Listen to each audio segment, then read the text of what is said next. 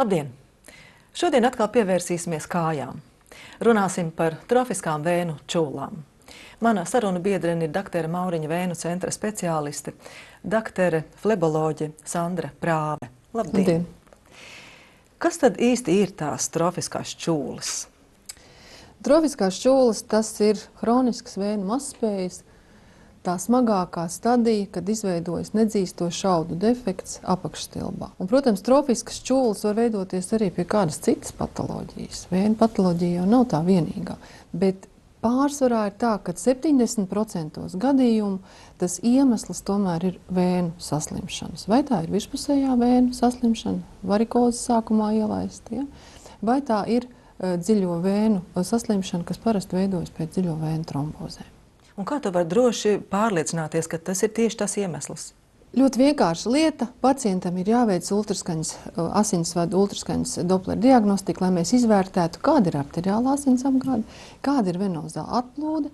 Un tad jau mēs daļu no šiem iemesliem esam nolikuši pa plauktiņiem. Ja? Tad mēs konstatējam, ka, ja ir normāla arteriāla apgāde, tad pie vainas nevar būt arterijas, jo nereti veidojas arteriālas trofiskas čūlas, apmēram 10% gadījumu. Un izvērtējam, kāda ir venozā asiņu atplūde. Ja? Mēs varam pateikt, vai tā ir dziļo vēnu problēma, vai tā ir virspusējo vēnu problēma. Ja problēma neatrodas ne artērijās, ne vēnās, protams, ka tālāk ir jādomā par kādu citu iemeslu, jo trofiskas čūlas var veidoties arī pie ļaundabīgiem ādas veidojumiem. Trofiskas čūlas var veidoties arī pie diabēta, pie dažādām neiroloģiskām patoloģijām. Tā kā šajā brīdī mēs vienkārši šos pacientus tālāk varam virzīt diagnostikai pie citiem speciālistiem.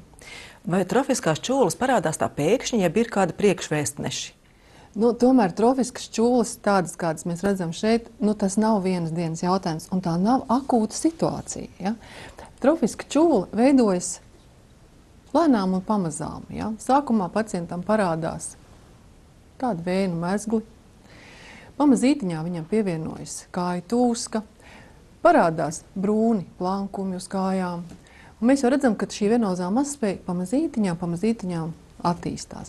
Bet, diemžēl, cilvēks ir tendēts uz to, ka viņam ir tā strausa politika. Es to neredzu, es to negribu redzēt. Es šo problēmu negribu apzināties.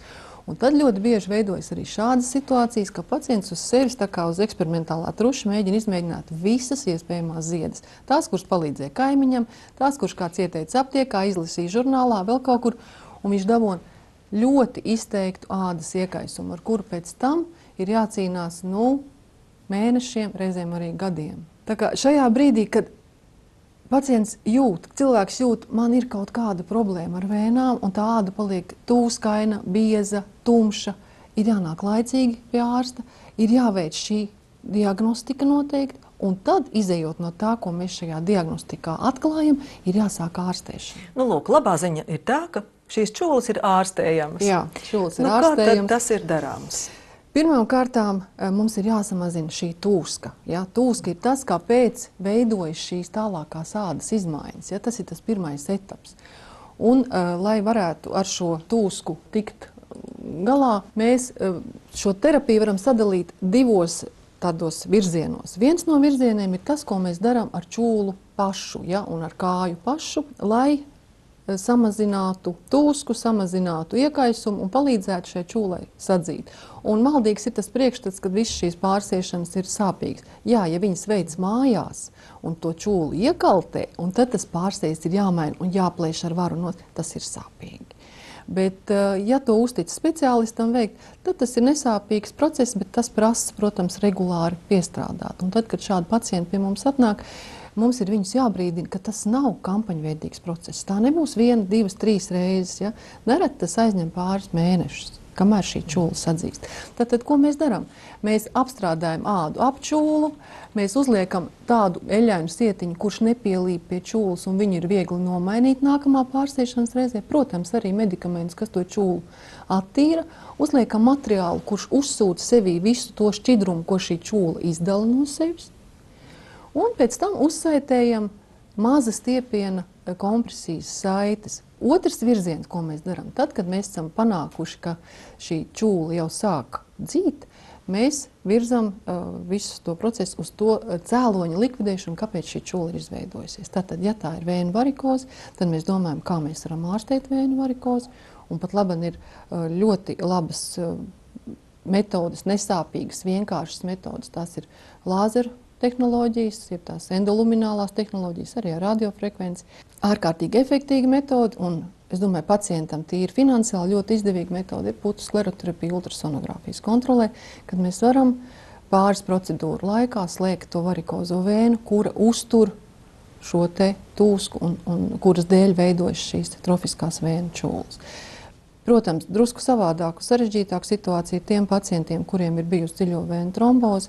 Tās rezultātā ir noārdījušās vēnu vārstulas dziļajās vēnās, un viņiem pēc tam vienīgā terapijas metode ir visas mūža garumā nēsāta speciālas medicīniskās kompresijas zeķes. Ir tādi gadījumi, kad šīs čūlas ir pietiekami lielas un aptver tādu plašu ādas laukumu un ne par ko negrib dzīt. Vai ir vēl kāda metode, kā palīdzēt tādos gadījumos? Ir tiešām pacienti, kuriem pie labas terapijas čūlas reizēm dzīst grūti, un ir pacienti, kuriem tā čūla ir patiešām ļoti aizlaista un vairāku gadu garumā nav sadzījusi. Ja? Un šajā gadījumā ir pacienti, kurai ir aptverošas, jeb cirkulāras, abu apakštilbu čūlas.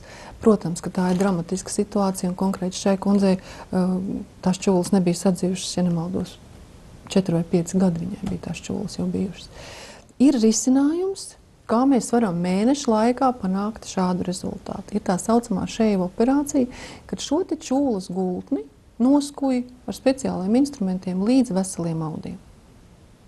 Pēc tam no pacienta augštilba ādas paņem plānu ādas leiverīti, uzklāja uz šīm te brūcēm un panāk, ka tur izveidojas jauna ādiņa. Ja? Protams, pēc tam atkal ir tas, ka ir jāārstē tā vēnu problēma. Ja tā ir virspusējo vēnu problēma, viņa ir jāārstē. Ja tā ir dziļo vēnu problēma, ir jālikvidē šī venozā stāze.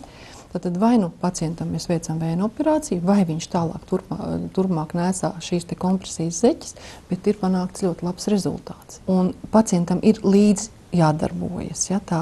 Tā līdzestība šajā brīdī ir ļoti, ļoti svarīga. Viņam ir jābūt tikpat ieinteresētam, ja ne vairāk ieinteresētam tajā rezultātā, ko viņš sasniegs, nekā tam ārstam, kurš ārstē, bet reizēm ir otrādi. Ja. Tas man liek jautāt jums, kā mēs izskatāmies tādā starptautiskā mērogā? Mēs esam krietni iepakaļ. Ja mēs skatāmies attīstītās Rietumē Eiropas valstīs, tad trofiskas čūlas ir apmēram 0,1% tikai no iedzīvotājiem. Un mums? Mums nav tāda visaptveroša pētījuma pa Latviju, bet ir par Austrumēropas valstīm, ir par Polijas pacientiem pētījums, ir 2,2%. Ja? Mums ir ļoti tāls ejams ceļš, lai mēs panāktu tādu stāvokli, kāds ir Rietumēropā. Un tagad, kad mēs konsultējam daudzos Latvijas rajonos, mēs redzam to, ka tiešām ir smagi pacienti, smagi ielaisti pacienti. Un tas cēlonis, nezinu īsti, kur meklējams ir. Ja? Vai tā ir arī informācijā savā ziņā? Viens ir pacienta informētība, protams, ja viņš īstenībā pat nezina, ko prasīt. Ja? Viņam varbūt kitas priekšstats, tā čūla nav ārstējama, un ar viņu jānomirst. Jā. Bet tā ir maldīga lieta. Ja? Otrs ir tas, ka tomēr pieejamība mūsu valstī vēnu slimību ārstēšanai ir sliktāka nekā citur pasaulē. Ja? Un pacientam ir pašam savs maks jāatver, un tas nav lēti. Ja, tur jāapzinās, ka tas ir diezgan liels kapitāla ieguldījums. Bet jūsu klīnika tieši šai virzienā ļoti jauki darbojas. Mēs varam šeit atgādināt skatītājiem par jūsu pavasara vēnu akciju. Jā, tā ir priecīgā ziņa. Jau 3. gadu Dr. Mauriņa Vēnu centrs organizē šo vēnu pavasari. 3 mēnešu garumā pacientam ir dota iespēja par daudz pieejamāku cenu veikt gan kvalitatīvu izmeklēšanu, ultraskaņas Doppler diagnostiku, gan saņemt tālāk konsultāciju ar terapijas plānu. Paldies jums par sarunu!